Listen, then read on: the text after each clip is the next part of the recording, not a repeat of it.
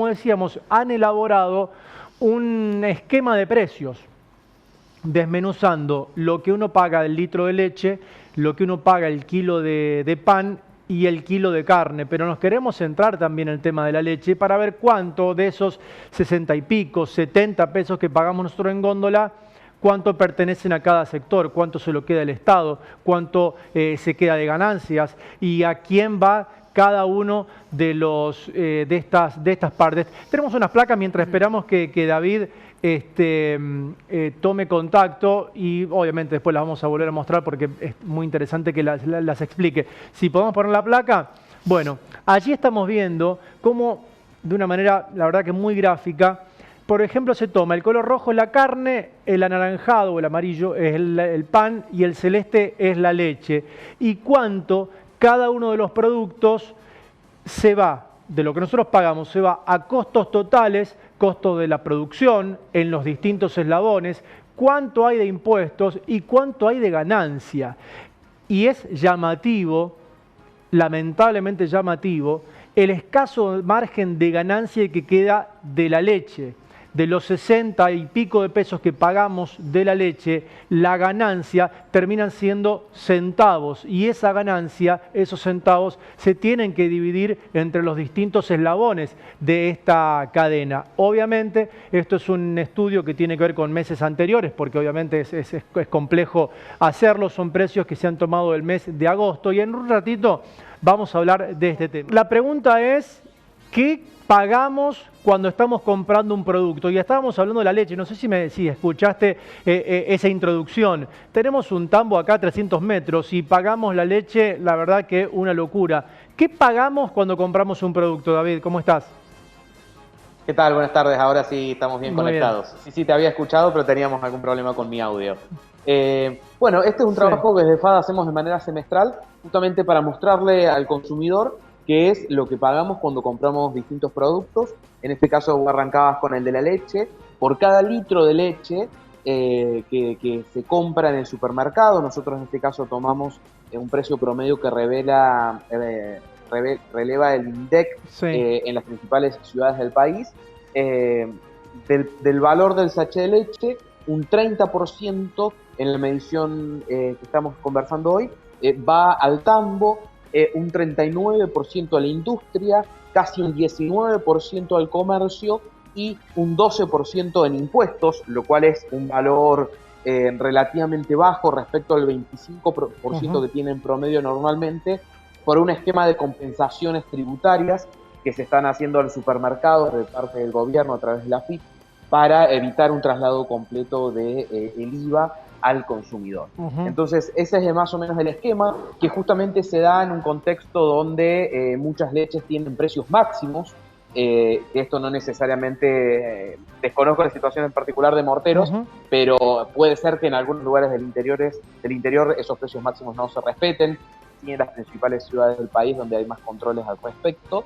Y esos precios máximos han generado una complicación a toda la cadena, donde el productor tambero es el principal perjudicado, con un movimiento muy lento del precio que se le paga al productor tambero, con, en paralelo, un movimiento importante de la inflación y el dólar y el precio del maíz, que realmente ha hecho que buena parte de los tambos del país estén hoy con números rojos. David, aquí estamos en la cuenca lechera por excelencia del país y me interesa mucho saber o que me describas cuál es la realidad del tambero, donde como bien vos decías, tienen planchado o el movimiento ha sido muy lento en su costo de venta, pero obviamente los costos para mantener el tambo en funcionamiento, hablo del tambero, hablo del productor lechero en realidad, fueron aumentando incluso con el dólar, si bien no todo es importado, pero muchos de sus costos de producción se rigen por lo que es por el valor del dólar, tanto del oficial como del blue.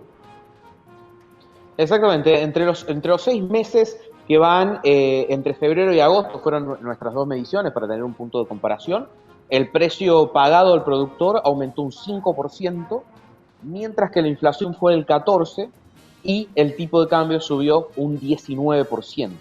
El productor tambero tiene parte de sus costos atados a los salarios, a la inflación, por ejemplo, la mano de obra, los servicios, y otra parte importante de sus costos, como la alimentación, la sanidad, atada al dólar, y en paralelo también saltó el precio del maíz, que en general, y el precio del maíz y de la soja, que es una buena noticia para el país, pero al productor tambero le complica un poco el número. Entonces, eso fue lo que pasó. El precio que recibe el productor, 10 puntos por abajo de la inflación, 15 puntos prácticamente por abajo del dólar, y eso fue haciendo que mes a mes fuera empeorando, y esto te estoy hablando de agosto. Si medimos estos 2 o 3 meses posteriores, la situación ha ido incluso se ha ido agravando para el productor tambero. Y en base a los contactos que ustedes pueden llegar a tener, ¿cuánto puede aguantar el productor lechero con esta realidad que prácticamente es casi negativa? Porque la verdad que está costando mucho más mantener un tambo abierto que lo que están vendiendo la leche finalmente. Tal cual, bueno, hay como 2 etapas de números rojos. Sí. Una etapa donde se alcanzan a cubrir los costos operativos, pero no se cubren las amortizaciones, las reparaciones y ese tipo de cosas. Entonces, en esa etapa de números rojos, en general los tambos pueden seguir trabajando, aunque se van descapitalizando.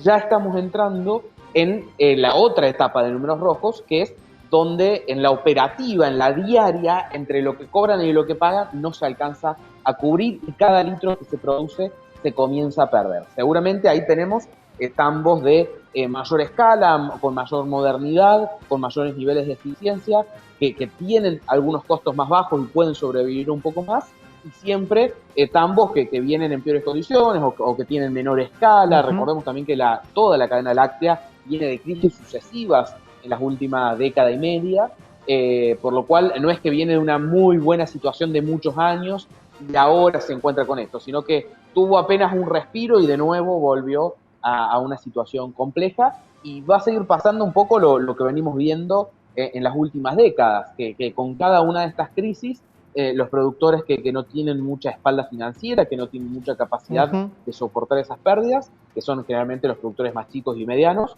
van saliendo del sistema, y solamente la única forma de sobrevivir es cada vez ser más productivo, cada vez ser más eficiente, y vamos viendo ese nivel un poco de mayor concentración producto de estas situaciones. Porque obviamente el negocio problema, tampoco es endeudarse, ¿no? Porque hoy endeudarse es carísimo.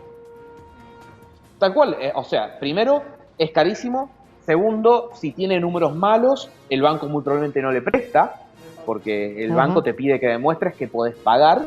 Y segundo, que al no tener una perspectiva de que esto se acaba pronto, digamos, los números rojos van a durar 2 meses. Una cosa es tener esa certeza y otra cosa es como es la realidad, que uno no tiene esa certeza.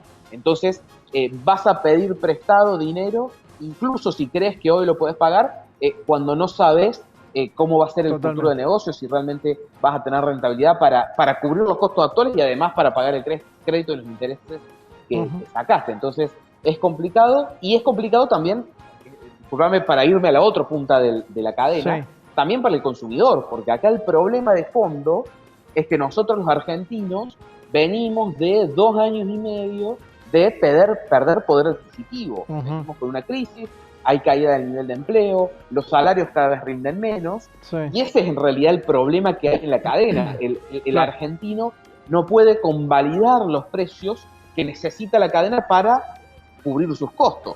Entonces, ese es en el fondo el problema. Y en el fondo también, además de los precios máximos, que es una política específica, y el problema es que todavía no hay perspectivas de que ese salario real, ese poder adquisitivo mejore, por lo menos en los próximos meses. Entonces, ahí está un poco el problema. David, me comprometo y me gustaría si podemos retomar el contacto quizás en la semana o la semana que viene, porque es muy interesante lo que hablaron de la carne. Aquí obviamente también somos productores de carne en esta región, y es muy interesante también cómo ustedes van desmenuzando los costos. Así que si, abusando por allí de tu gentileza, si podemos retomar el contacto en alguno de estos mediodías para también hablar un poco de la carne y que nos cuenten más resultados de los estudios que ustedes están realizando. Dale, cuando guste, es un gusto conversar con vos y con la gente de Morteros. Muchísimas gracias, David, muy amable, muy atento.